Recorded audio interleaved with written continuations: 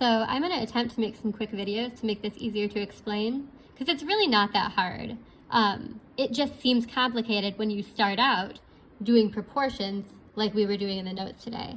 There's an easier way.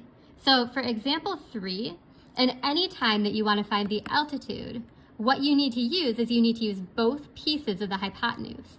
And the formula you're going to use is that the altitude squared is equal to the first piece of the hypotenuse, 6.4, times the second piece of the hypotenuse, 3.6.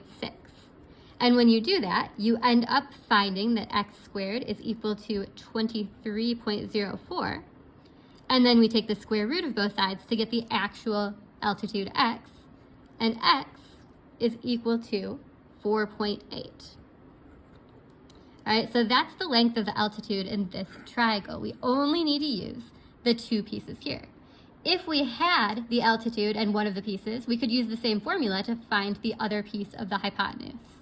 And then it says describe how you can use the value you found for CD to find AC and CB. And so to do that, all we would need to do is we would use the Pythagorean theorem like you were talking about in class. And we would say, all right, if this is 4.8, we could do 6.4 squared plus 4.8 squared equals AC squared, and so on. We could also make a proportion if we wanted to. We could say, I know I see the middle triangle right here, and I have the long leg, and I have the short leg. Let's see, and I have the short leg and the long leg. I guess maybe the Pythagorean theorem in this case would be the best way to find AC and CB. So that's what we would write.